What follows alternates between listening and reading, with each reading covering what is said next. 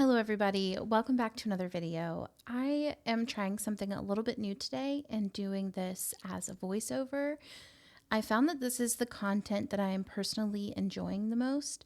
Just watching people do things in their home and enjoy their life, kind of a very simple life.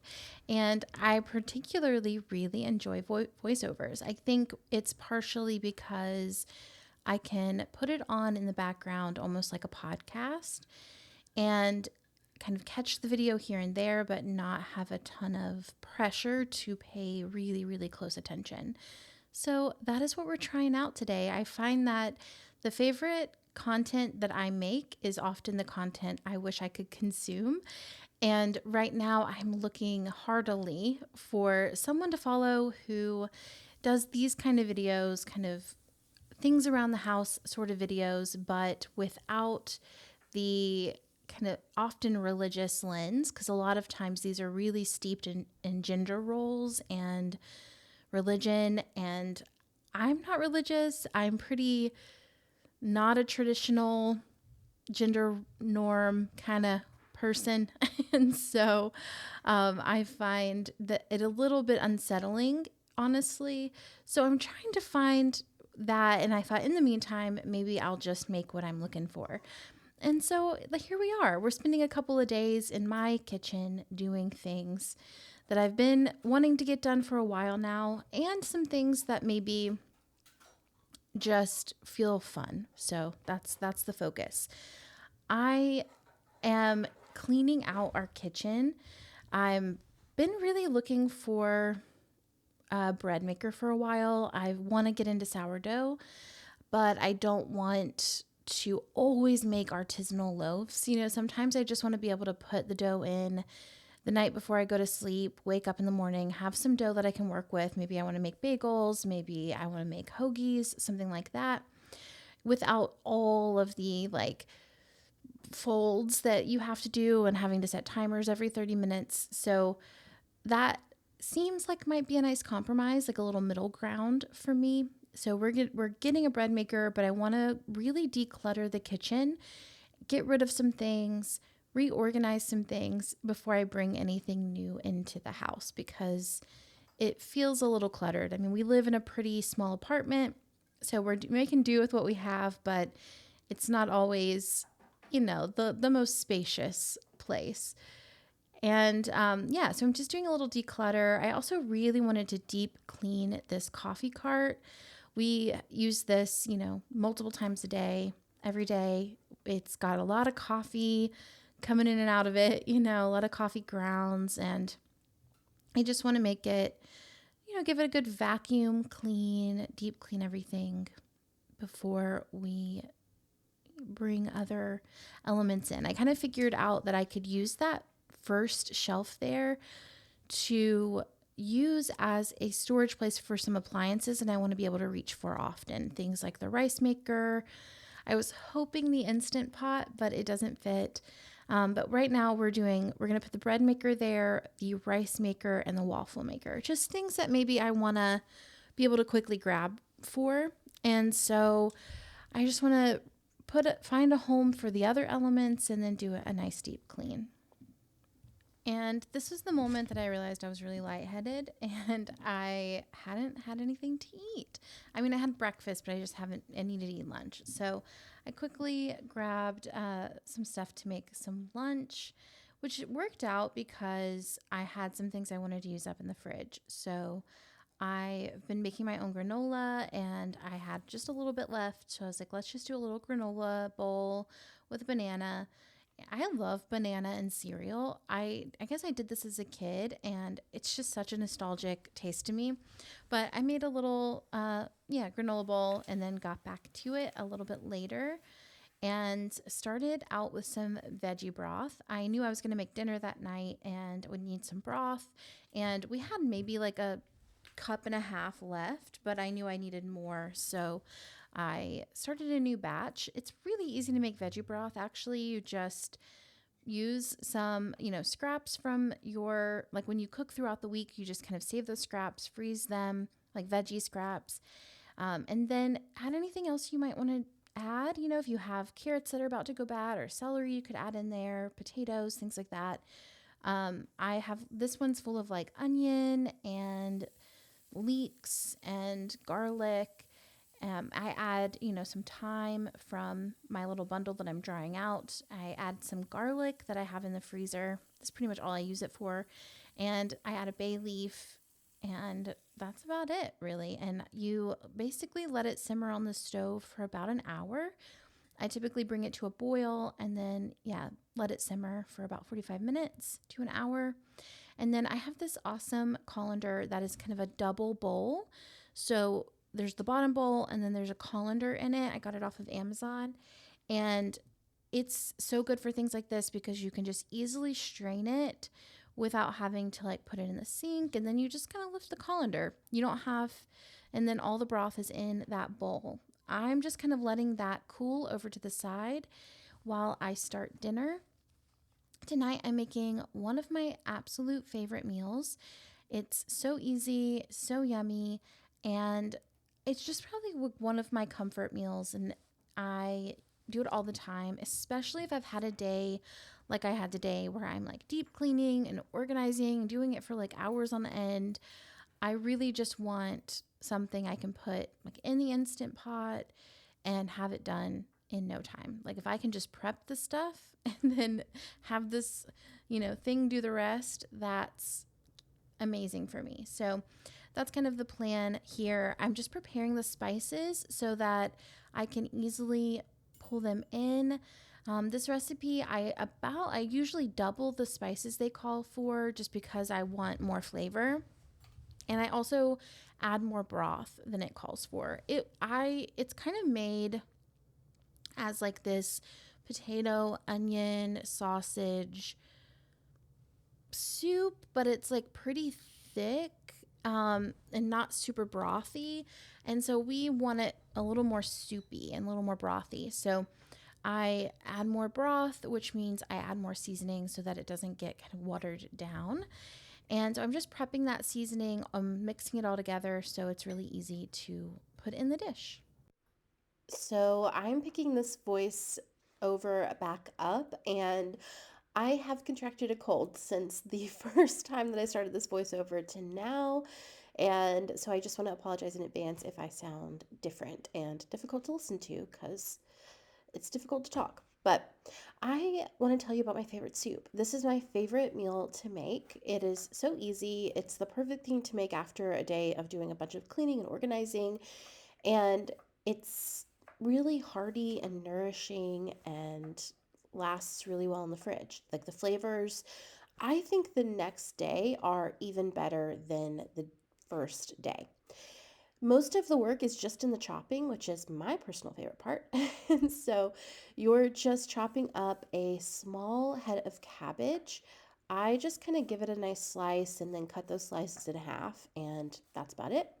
It's nice to layer this so that it kind of mixes well in the pot. Like, I don't know, it just feels like it cooks better that way if you layer the ingredients. So my first layer is half the ingredients. So we're doing a head of cabbage. You do a whole yellow onion and you just cut it into quarters. So we're doing half of that in the first layer. And then you do, in the entire recipe that I follow, you do a cup of broth, but we like it to be a little bit more soupy. So I did about 2 cups of broth for the first layer. You also add in butter and you add in potatoes. Now, normally I do not peel the potatoes for this. Normally I just cut them in half or maybe quarter them. But our kiddo, we're trying to get them to like the soup, and last time they tried it, they were like, I like it, I just don't like the peels on the potatoes. So I peeled all of these little potatoes, and they still did not like the potatoes. So that is, you know, a lesson learned, lost time, and that's okay. So at this point, I have done the rest of the soup. I've put everything else on, and I'm just finishing it off with the broth that I made today. And you just put it on. I set it up and do 8 minutes on manual, and then you let it vent force vented. I can't remember what that's called.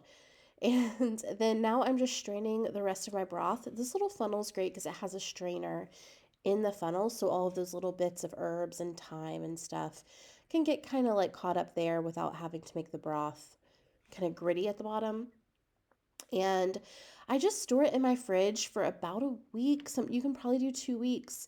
If I keep mine in my fridge for longer than a week, I typically freeze it and then I can just pull it out and thaw it if I'm gonna make soup. But I just keep it in one of the like half-gallon jars in the fridge. And especially this time of year, I'm making soup like at least once a week. So it's not hard to use up at all. And all of those amazing scraps from today's dinner get to go right back in the same bag, back in the freezer for me to make broth next weekend. So it's a really nice cycle to just limit food waste as much as we can and also save some money. So we are back. It is the next day. It is Sunday now. I'm just getting my coffee going. This morning I wanted to start off with a cappuccino, and we are stocking up our coffee. We've fallen really in love with this coffee from Rowan. It's our favorite coffee shop in Asheville, and they have an Ethiopian right now that we love. So we just had a little bit of a restock for that. Their packaging is so stunning that I never want to empty it into the container. It's not very practical for us to leave it in the boxes, but it is pretty. While I am making my coffee, I thought we could talk a little bit about what I've been thinking about lately in terms of my new year. So, in 2024, I really want to do a no buy year. I want to do this for multiple reasons. Number one, just because I want to buy a house. So, I think sometimes, especially in the economy we have, we just need to do things to make saving money easier. Like, we don't have family to help, so we're like doing it on our own. And I think I always just thought that like one day it would be easy, and that hasn't happened. And so now it's like, okay, we're going to just make sacrifices in order to make it happen. And I think that's the move, and I'm fine with that. I'm super excited actually. The other thing is that I am like a emotional shopper, I think. Like if I want something, I just get it. If I am in a bad mood, I just go to Target. If I one of my major goals this year was with Amazon. It was like my Earth Day resolution where I was like, I want to order Amazon only one time per month. And that was great and has been great. But at the same time, it's like almost made it even more obvious to me how much I'm using Amazon. And I just want to take that option away from me a little bit. I want to lower the amount that I'm consuming on an ethical level for the environment, but also just on a personal level when it comes to like who I want to be and how I want to cope with my life. Like, I don't want to have to be happy and comfortable all the time. I want to be able to do without and still be content. And I personally just find that really difficult. Like, I feel like I should, if I have the option to feel better, I should make myself feel better. And so that's kind of how I've been so far. And now I'm just kind of changing that mindset a little bit. I'm wanting to build in a bit of resilience and ability to slow my life down.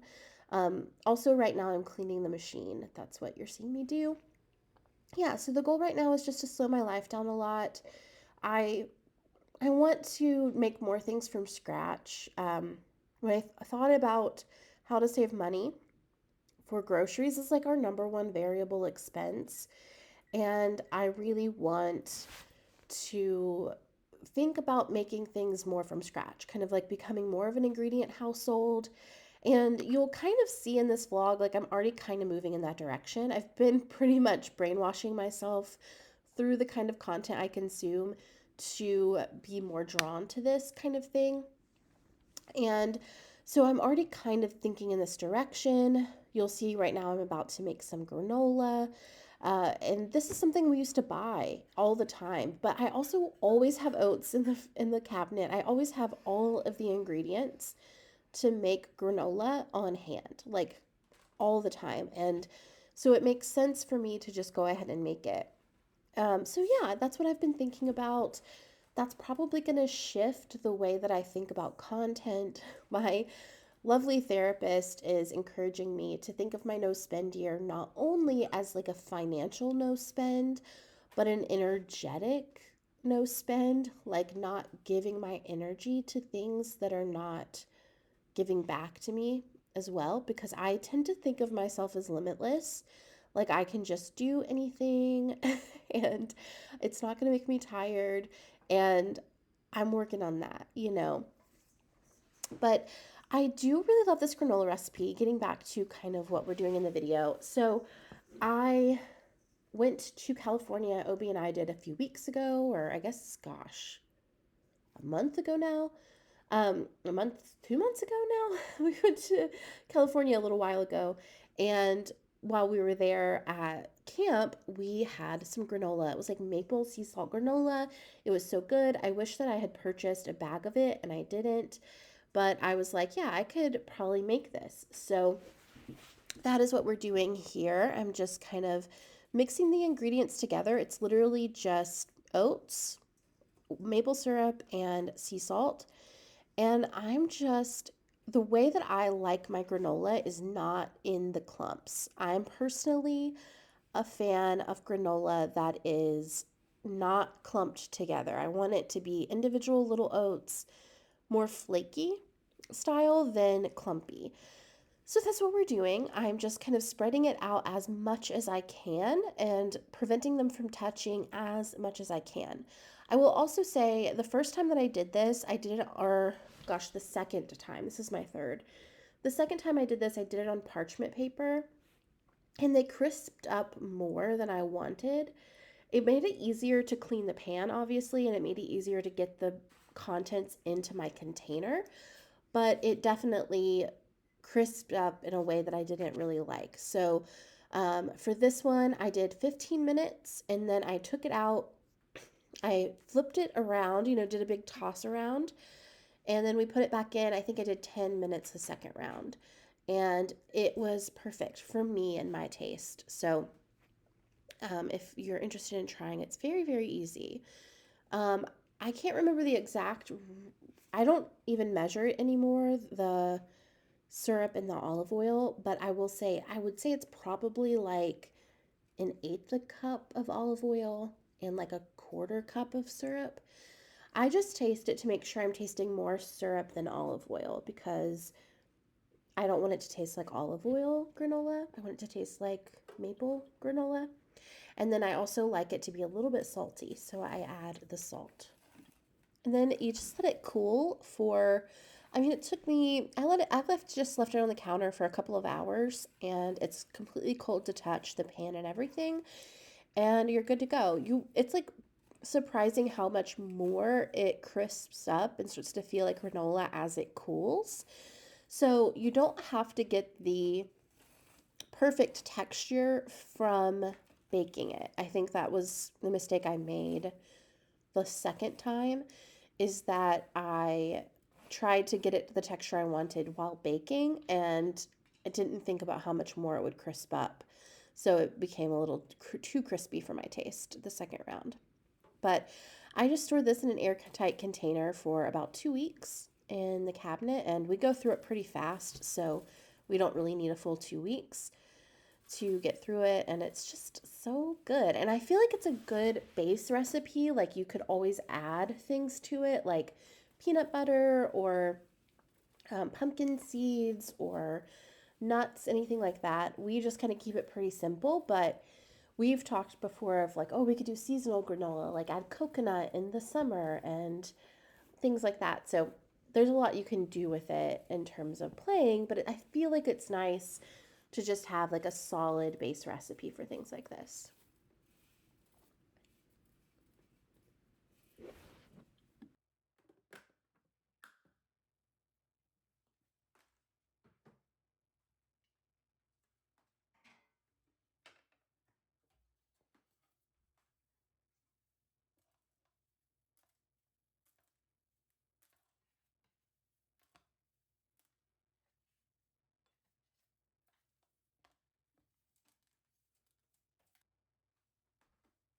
So at this point, it's time for me to get started on dinner. And tonight, I wanted to make homemade pasta. So again, I've talked to you about how I'm trying to make more things from scratch. And I'm learning the basics of a lot of things. So granola, certain kinds of bread. We are also starting pasta. So I've done this only one time before. And so this is just my second round of doing this. And it went well. It was better than the first time, but I feel like every time I do it, I learn something new.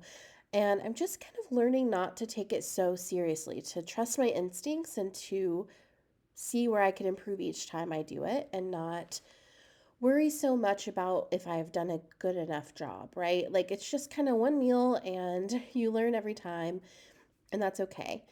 Now, I feel like I am still getting the hang of this like well. So essentially, you put your flour on the counter, you make a little well in the center, and then you just crack your eggs into the center of it and you mix it together and that becomes your dough.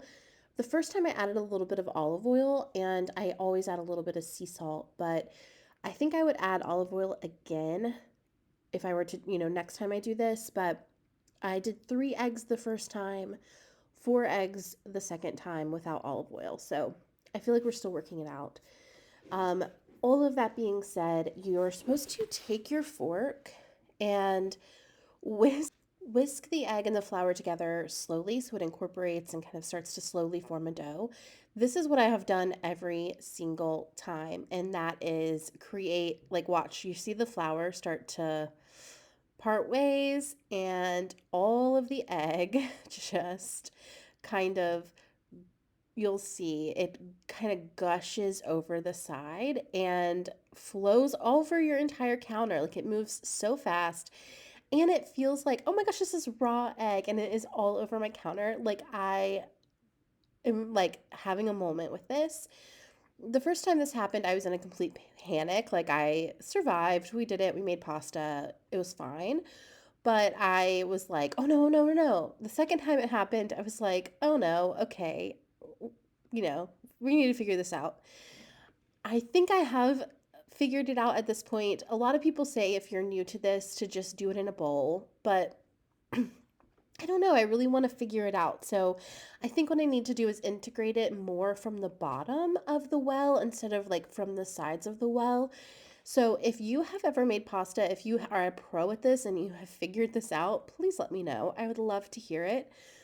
But essentially, the reason that you're doing this, from what I understand, is because it's just less gross than doing it with your hands.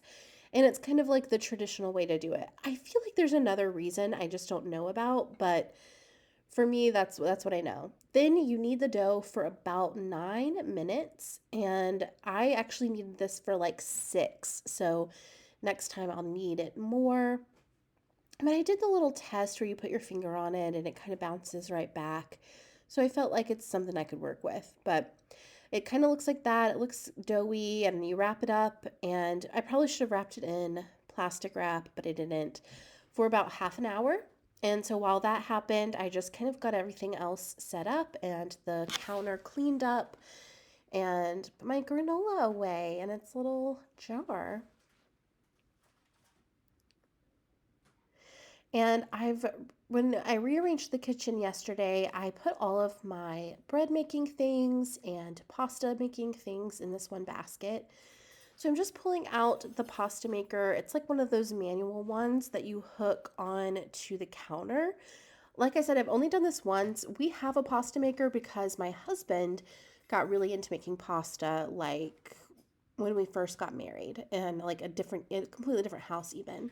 And then I think he's made it here with the kiddo at least once, but we haven't been making it regularly. I think we will more so moving forward.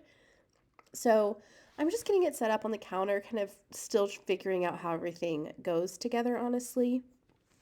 But essentially, you use the first part of the machine to roll the dough out to be really thin, and then you use this back of it to cut the dough. So I'm just flouring my surface and getting it ready for me to roll everything out.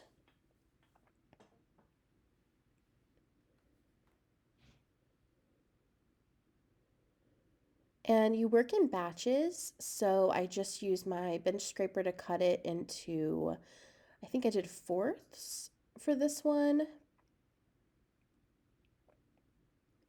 Yeah, I did fourths, and it just makes it easier to work with because if I did the whole thing, I mean, you couldn't do the whole thing, but if you did the whole thing or a half, it would just be so long at the end that it would be insane to work with. I just cover it back up with a towel. Maybe if you were using a bag or saran wrap, you would do that.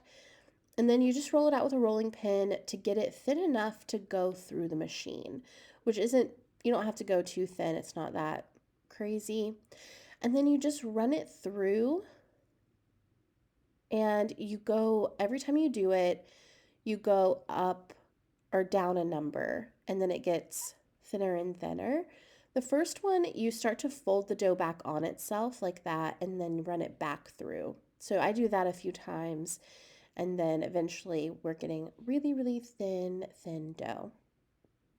This is one of those things with talking about making things from scratch where you start to realize how much what you make has the same ingredients, right? It's like eggs, flour, butter, um, salt. And if I always have eggs, flour, butter, salt, and milk in my house, I can make most things. And you start to realize how much you're paying for, how much you're buying that you actually don't need to buy. You can just make. And for me personally, I if I worked a 9 to 5 job and I had no flexibility with my schedule, I had no control over my time, I would probably be less insistent upon moving in this direction because I think it's impractical and like you come home tired, you know? So I don't know that I would be pushing myself to do this. But because I work for myself, I have a lot of flexibility. I'm trying to say no more in my work life and trying to pour into my home life more. I think that this is a really fun kind of step for me to do that is to build in some hobbies at home that also kind of support some of our goals. So I'm definitely coming from that perspective rather than feeling like this is good or better or somehow, you know, like the right way to be. I don't think that's the case. I don't think it's practical for everybody, but I do think that I have a little bit of flexibility and a little bit of energy for it right now. I don't know if I'll have energy for it all year next year. Who's to know? Um, I am an ever changing being with ever changing interests. I will say really quickly while I'm making the pasta, one thing that helped this round that I did better. I made the sheets thinner this time. I floured the sheets and I let them dry for like 15 minutes so they cut better without sticking to each other. And then I gave them a little flour and sprinkled them and kind of like zhuzhed them at the end. I will say, like I'm doing right here, next time I'm gonna cut my pieces in half just because they're really hard to manage when they're that long. So instead of doing big, giant, long cuts, I'm going to focus on just doing like half of a sheet of pasta at a time. And I think that's a little bit more user friendly.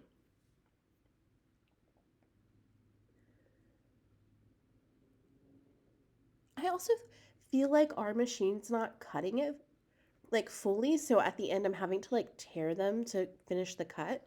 And I don't know, see like that. I don't know if everybody's machine's like that. Or if I need to be doing something different, like sharpening it or making them thinner or thicker. I have no idea, but figuring that out. So that's all the pasta that I made, which was honestly a little bit more than we needed.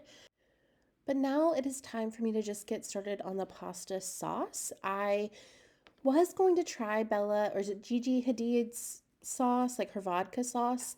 But two things. I have a kid who is not interested in a spicy thing because her sauce is spicy and I didn't have vodka and I didn't want to go buy vodka.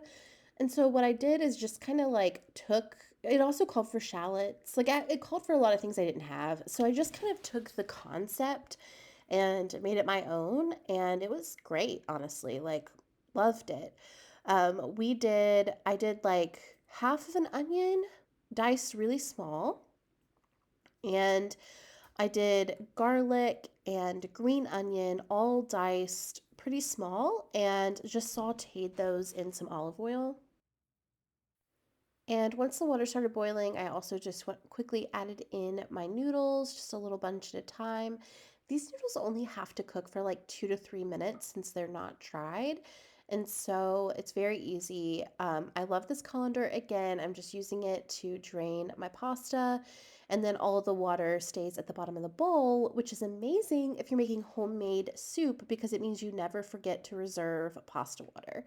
I mean, homemade pasta sauce. So I'm just adding all of those onions and garlic into the pan to saute, getting it nice and softened. And then I'm adding in a whole 8-ounce can of tomato paste and just kind of also browning that, bringing out some flavors and letting those kind of flavors all meld together and the tomato paste melt down a little bit. And after that, I added in some cream.